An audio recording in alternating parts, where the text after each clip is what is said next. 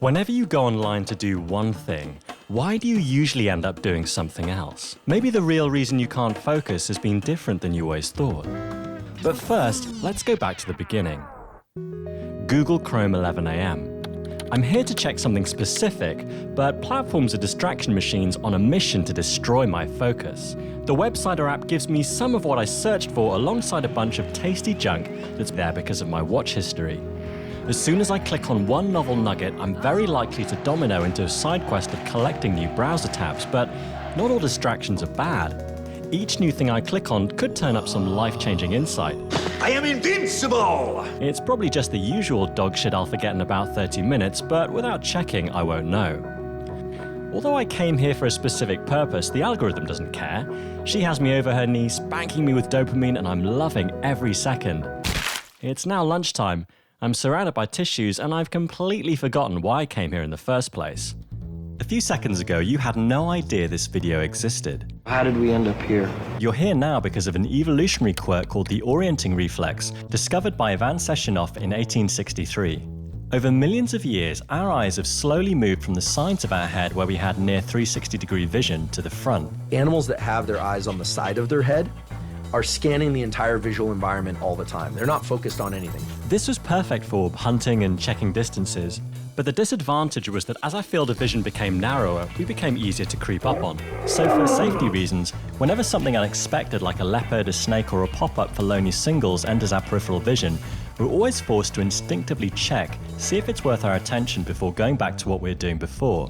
Anytime we're looking at things that have visual motion, our attentional system will naturally gravitate towards them. Due to something called the orienting response, which is a reflex that allows us to protect ourselves. Although this only takes a moment, it gets very tiring when done repeatedly, which is why staying on task using social media or sites like this one is almost impossible. The orienting response is why you click on a recommended video or interrupt a study session to answer a friend's message about cat food.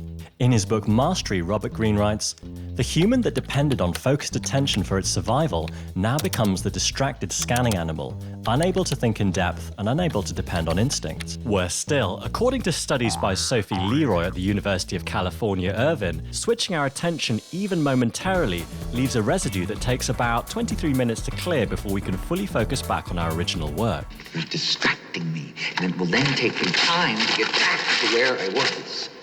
When we're online, is there any kind of content that's more likely to take us off task? To find out, Susan Fisk conducted an experiment in the 1980s.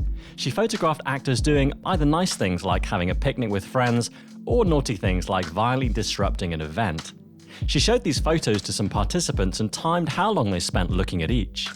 People spent up to 3 times longer studying photos of negative behavior. She concluded, extreme and negative information is rare and more important. People must ration their focus or be overwhelmed. There really is a payoff nowadays for being able to recruit people's autonomic nervous system, get them into those modes of having to click and follow and scroll. Negative stuff turns out to be the most important for survival in terms of immediacy and having to respond. So while we're evolved to pay attention to negativity, we don't actually enjoy it, or do we?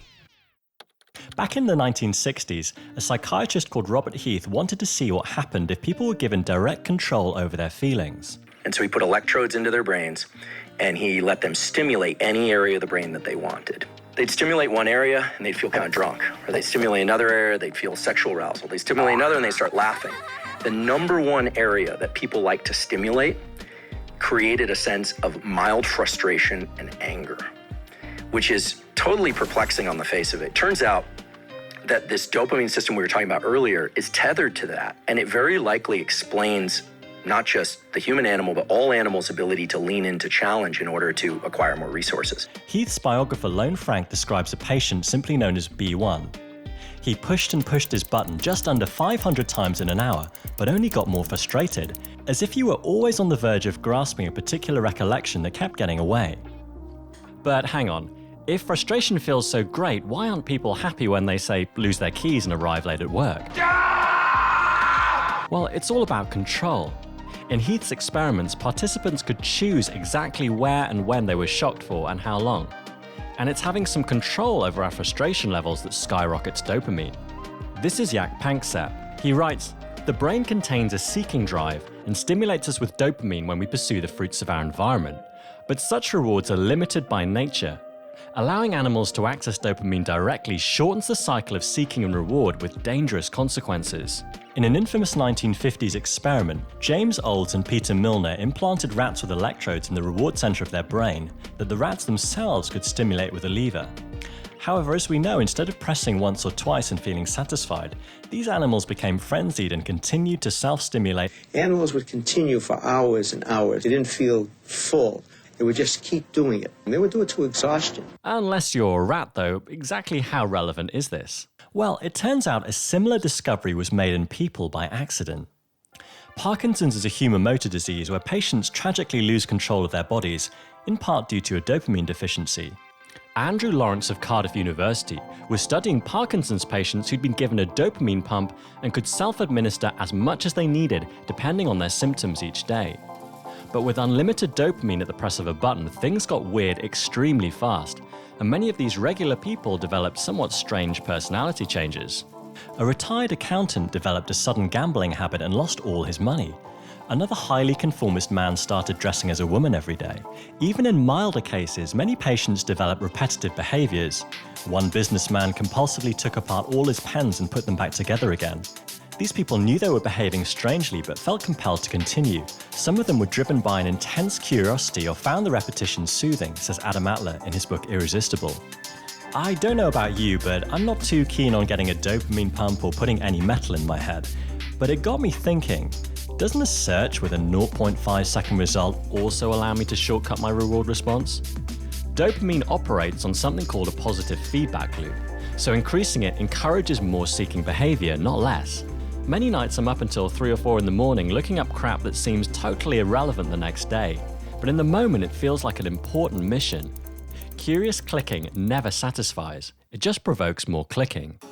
A Swedish psychiatrist called Gösta Rulander was studying irrational and repetitive behavior in animals and noticed a striking similarity between Lawrence's Parkinson's patients and the habits of animals in the zoo. When stuck in a small space, most animals will soothe themselves by repeating the same behaviors over and over. Dolphins and whales tend to swim in circles, birds pluck their own feathers, and bears and lions pace within their enclosures. Confinement combined with having physical needs met without effort seems like it could drive compulsivity. Add some free, randomly reinforced dopamine to the mix, and it doesn't take a neuroscientist to figure out things can get a little weird. Human smartphone use more closely resembles OCD than it does addiction. We need to break obsessive-compulsive disorder in billions of people. So how can you stay focused, calm, and in control of your dopamine when surrounded by constant stress and distraction? The main neuromodulator that helps us focus is called acetylcholine. All of us are able to focus based on the amount of acetylcholine that we have. It acts as sort of a spotlight in the brain. Making sure that we have enough of the substrates to create acetylcholine is vital. The primary source would be eggs, and in particular, egg yolks.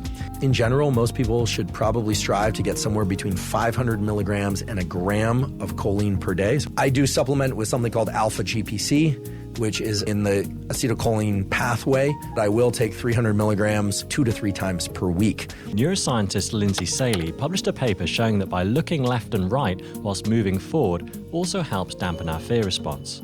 These lateralized eye movements are what happens when you're moving forward towards something, and that suppresses activation of the amygdala, this threat detection center in our brain. And it turns out that this circuit is linked to the dopamine reward pathway. When we move forward, those reward centers then trigger the release of dopamine. Take some physical action when you're feeling exhausted. Take some forward physical action when you're feeling overwhelmed. We always think, well, if I just calm myself enough, I'll be able to move forward. Right. But it's the exact opposite. Yeah. It's behavior first, thoughts, feelings, and perceptions follow. If you're affected by any of the issues raised in this video and would like more help, check out the links in the description. Thanks for your time.